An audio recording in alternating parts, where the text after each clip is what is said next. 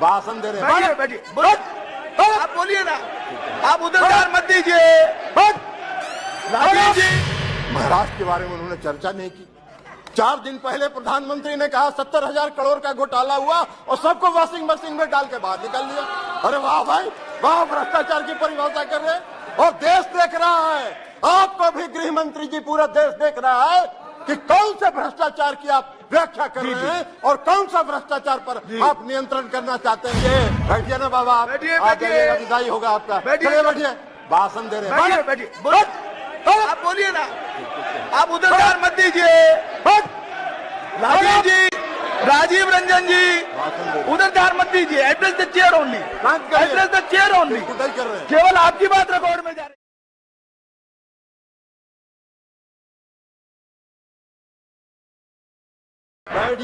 बैठिए ना बाबा, आप जाइएगा, विदाई होगा आपका। चलिए बैठिए, भाषण दे रहे हैं। बैठिए, आप बोलिए ना। आपको भी गृह मंत्री जी, पूरा देश देख रहा है कि कौन से भ्रष्टाचार की आप व्याख्या कर रहे हैं और कौन सा भ्रष्टाचार पर आप नियंत्रण करना चाहते हैं। इस देश में संविधान के प्रावधानों की व्याख्या करने का अधिकार इस देश के सर्वोच्च न्यायालय को है।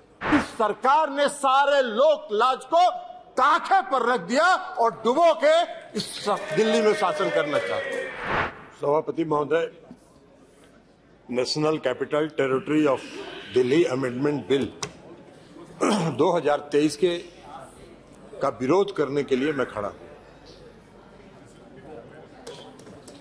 माननीय गृह मंत्री जी ने अभी इस बिल को पेश करते हुए कई संवैधानिक बातों का उल्लेख किया। उन्होंने सुप्रीम कोर्ट के कुछ पारा का भी उल्लेख किया, लेकिन शायद उन्होंने इस बात का उल्लेख नहीं किया कि इस देश में संविधान के प्रावधानों की व्याख्या करने का अधिकार इस देश के सर्वोच्च न्यायालय को है और सर्वोच्च न्यायालय के संविधान पीठ ने 11 मई के अपने फैसले में इसकी विस्तृत व्याख्या की। उन्होंने पढ़ा, कई प्रावधान पढ़े, कई पारा पढ़े, लेकिन जो उनकी सुविधा के मुताबिक उनको सूट करता था वो पारा उन्होंने पढ़ा।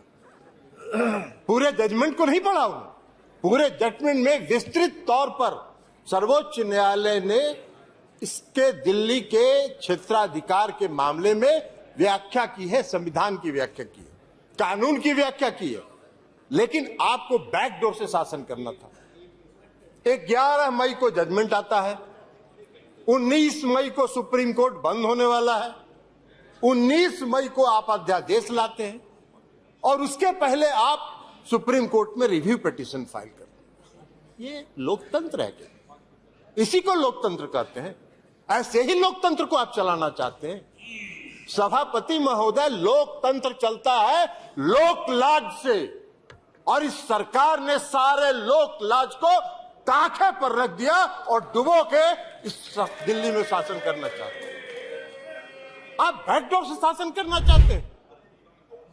अभी माननीय गृह मंत्री जी ने बिल को पेश करते हुए कहा कि दिल्ली की सरकार 2015 में ऐसी बन गई कि जो भ्रष्टाचार के मामले में जिसका काम ही नहीं है सेवा करना।